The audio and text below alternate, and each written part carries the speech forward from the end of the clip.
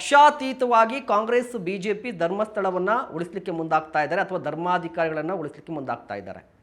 ಪಕ್ಷಾತೀತವಾಗಿ ಒಂದು ಕಡೆ ಬಿಜೆಪಿ ನಾಯಕರು ಧರ್ಮಸ್ಥಳ ಚಲೋ ಅಂತ ಹೇಳ್ತಾರೆ, ಮತ್ತೆ ಕಾಂಗ್ರೆಸ್ ನಾಯಕರು ಕೂಡ ಧರ್ಮಸ್ಥಳಕ್ಕೆ ಹೋಗ್ತೀವಿ ಅಂತ ಹೇಳ್ತಾರೆ. ಇತ್ತೀಚೆಗೆ ಸಾರಾ ಮಹೇಶ್ ಅವರು ಕೂಡ ನಾನು ಧರ್ಮಸ್ಥಳಕ್ಕೆ ಹೋಗ್ತಾ ಇದ್ದೀನಿ ಅಂತ ಹೇಳ್ತಾರೆ.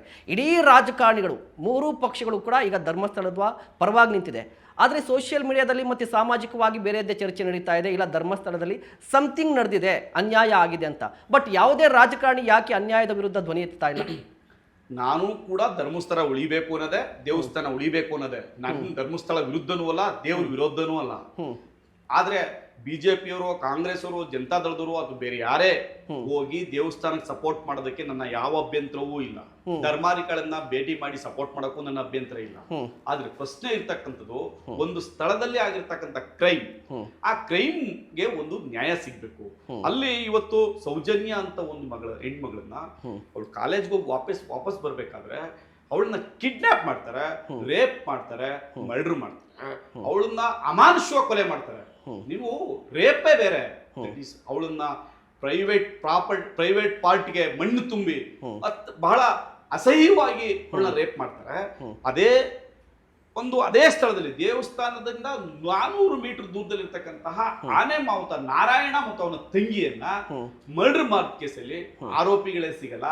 ಆರೋಪಿಗಳು ಸಿಕ್ಕಂತ ಆರೋಪಿಗಳು ಯಾರೋ ಅಕ್ಕಿಪಿಕ್ಕಿಯವರು ಅಂತಾರೆ. ಆ ಅಕ್ಕಿಪಿಕ್ಕಿಯವರಿಗೂ ಈ ಪ್ರಕರಣಕ್ಕೂ ಯಾವ ಸಂಬಂಧನೂ ಇಲ್ಲ. ಹಾಗಾಗಿ ನಾವು ಕೇಳ್ತಿರ್ತಕ್ಕಂಥದ್ದು, ಇಲ್ಲಿ ಆಗಿರ್ತಕ್ಕಂಥ ಸಾವುಗಳಿಗೆ ನ್ಯಾಯ ಸಿಗ್ಬೇಕು ಅನ್ನೋದು ಅಷ್ಟೇ. ಯಾರು ತಪ್ಪು ಮಾಡಿದಾರೋ ಅವ್ರಿಗೆ ಶಿಕ್ಷೆ ಆಗ್ಬೇಕು. ಅದು ನಾವು ಕೇಳ್ತಿರ್ತಕ್ಕಂಥದ್ದು. ಇಲ್ಲಿ ಯಾರ ವಿರುದ್ಧನೂ ಇಲ್ಲ, ಯಾರ ಪರನೂ ಇಲ್ಲ. ಬಟ್ ನೀವು ಕೇಳ್ತಾ ಇರೋದನ್ನ ಯಾರು ಕೇಳ್ತಾ ಇದ್ರೆ? ಸರ್ಕಾರನ ಕೇಳ್ತೀರಾ, ಸರ್ಕಾರಕ್ಕೆ ಒತ್ತಾಯ ಮಾಡ್ತೀರಾ, ಹೋರಾಟ ಮಾಡ್ತೀರಾ.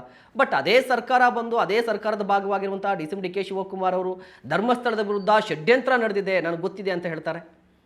ಧರ್ಮಸ್ಥಳಕ್ಕೂ ಅಲ್ಲಿರ್ತಕ್ಕಂತಹ ಧರ್ಮಾಧಿಕಾರಿಗಳ ಸಹೋದರ ಹರ್ಷೇಂದ್ರ ಜೈನ್ ಅವರಿಗೂ ಡಿ ಕೆ ಶಿವಕುಮಾರ್ಗೂ ವ್ಯಾವಹಾರಿಕ ಸಂಬಂಧ ಇದೆ. ಅವರು ಯಲಹಂಕ ಭಾಗದ 38 ಎಕರೆ ಜಾಗವನ್ನ ಡಿನೋಟಿಫಿಕೇಶನ್ ಮಾಡಿಸಿಕೊಂಡು ಆ ಜಾಗವನ್ನ ಡಿ ಕೆ ಶಿವಕುಮಾರ್ ಮೂಲಕ ಬಾಗ್ಮನೆ ಟೆಕ್ ಮಾರ್ಕ್ಗೆ ಮಾರಾಟ ಮಾಡಿದರೆ. ಇದರಲ್ಲಿ ಅವರ ನೇರ ಪಾತ್ರ ಇದೆ, ವ್ಯಾವಹಾರಿಕ ಸಂಬಂಧ ಇದೆ.